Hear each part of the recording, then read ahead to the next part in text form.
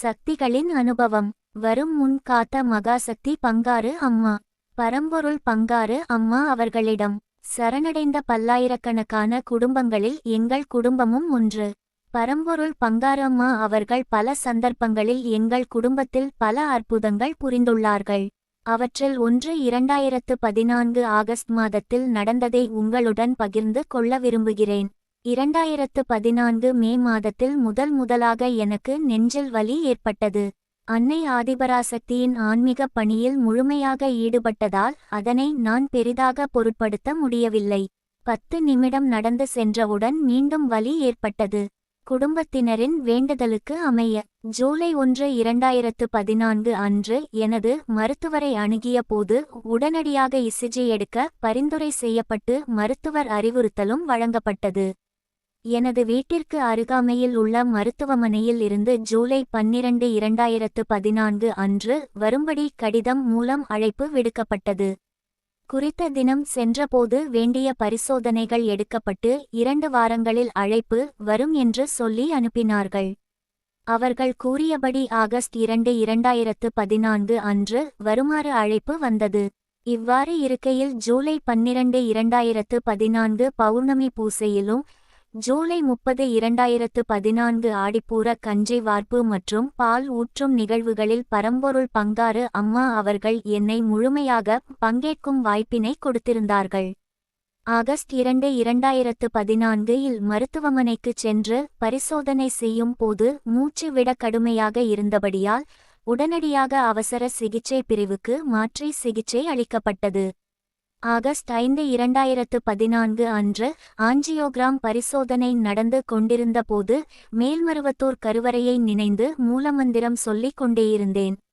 அதே நாள் ஆகஸ்ட் 5, 2014 இல் மேல்மருவத்தூரில் இருந்த எமது மன்ற சக்தி நண்பர் ஒருவர் தகவல் அறிந்து அம்மாவிடம் பாதபூசையில் கேட்டபோது பரம்பொருள் பங்காரு அம்மா அவர்கள் எல்லாவற்றையும் அருகில் வந்து மிக கூர்மையாக கேட்டு விட்டு மௌனமாக இருந்து தனது நெஞ்சில் 3 தடவை பரம்பொருள் பங்காரு அம்மா அவர்கள் தொட்டுவிட்டு நீ போ எல்லாம் சரி வரும் என்று அம்மா கூறியதாக எமக்கு தெரிவிக்கப்பட்டது. அன்று பரிசோதனை முடிவு வந்தபோது உடனடியாக பைபாஸ் எனும் அறுவை சிகிச்சை செய்ய வேண்டும் என்று பரிந்துரைக்கப்பட்டது. அன்று இரவு 11:45 மணியளவில் எனது நிலை பற்றி மருத்துவர்கள் கலந்துரையாடிய பின்பு மறுநாள் காலை ஆகஸ்ட் 6, 2014 இன்னொரு பரிசோதனை செய்யப்போவதாக கூறி ஒரு பத்திரத்தில் கையொப்பம் இடுமாறு மருத்துவர் ஒருவரும் தாதி ஒருவரும் வந்து வாங்கிச் சென்றனர். ஆகஸ்ட் 6, 2014 அன்று காலை ஆஞ்சியோபிளாஸ்டி செய்யப்பட்டு பரிசோதனை முடிவை பார்க்கலாம் என்று கூறப்பட்டது. நான் கருவறையில் நிற்பது போன்ற உணர்வுடன் பரம்பொருள் பங்காரு அம்மா அவர்களை முழுமையாக வேண்டி கண்களை மூடிக்கொண்டு மூலமந்திரத்தையே அது நடைபெற்ற 1.5 மணி நேரமும் சொல்லிக்கொண்டே இருந்தேன்.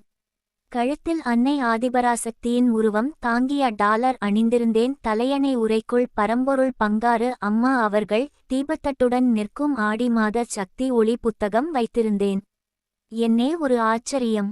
அன்று மாலை பரிசோதனை முடிவுகள் வந்தவுடன் மருத்துவர்கள் சொன்னார்கள், ஒரு நாடி அடைப்பு எடுக்கப்பட்டு விட்டது என்றும் மற்ற நாடிகளில் பாதிப்பு இல்லை என்றும் நாளை ஆகஸ்ட் 7, 2014 அன்று மாலை வீட்டிற்கு போகலாம் என மருத்துவர்கள் சொன்னதும் எவராலும் நம்ப முடியவில்லை.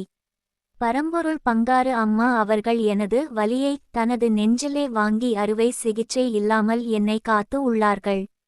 முலமந்திரத்தின் மகிமையை என்னவென்று கூறுவது? 2014 ஆண்டு தைப்பூச ஜோதிக்கு மேல்மருவத்தூர் வந்த நான் பாதபூசை செய்து பரம்பொருள் பங்காரு அம்மா அவர்களிடம் கேட்டபோது சித்திரை பௌர்ணமி திரிசூல வேள்வி செய், பிரச்சனை எல்லாம் தீரும் என்றார்கள். பரம்பொருள் பங்காரு அம்மா அவர்களின் சொல்படி எனது மனைவி மே 14, 2014 அன்று நடைபெற்ற சித்திரை பௌர்ணமி வேள்வியில் கலந்து வேள்வி செய்யப்பட்டது. அதன் மகிமையை தற்போது தான் உணர்கிறேன். பரம்பொருள் பங்காரு அம்மா அவர்கள் வேள்வி பூசை ஏன் செய்வித்தார்கள் என்று. வருமுன் காப்பதே பரம்பொருள் அம்மா அவர்களின் திருவருள். பரம்பொருள் பங்காரு அம்மா அவர்கள் ஒன்றை செய்ய சொன்னால் அதற்கு பல காரணங்கள் உண்டு என்பது எனது சிற்றறிவுக்கு முதலில் புரியாமல் போய்விட்டது. 2012 இல் நான் பாதபூசையில் கேட்டபோது பரம்பொருள் பங்காரு அம்மா அவர்கள் கூறிய அருள்வாக்கு நீ என் தொண்டை செய், உன்னை காப்பது என் பொறுப்பு. அதன் பலனை 2014 ஆவணி மாதம் பெற்றுக்கொண்டேன். பரம்பொருள் பங்காரு அம்மா அவர்களை முழுமையாக எண்ணி அவர்களிடம் சரணடையுங்கள்.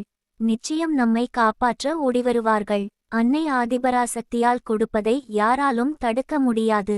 அன்னை ஆதிபராசக்தியிடம் பெற முடியாததை எங்கும் பெறவும் முடியாது. இதனை நாம் புரிந்து கொண்டால் பரம்பொருள் பங்காரு அம்மா அவர்கள் எப்போதும் நமக்கு துணையாக இருப்பார்கள். இது என் அனுபவம். இந்த வீடியோ உங்களுக்கு பிடிச்சிருந்தா லைக் பண்ணுங்கள், ஷேர் பண்ணுங்கள், கமெண்ட் பண்ணுங்கள். மறக்காமல் இந்த சேனலை சப்ஸ்கிரைப் பண்ணுங்கள். நன்றி, வணக்கம்.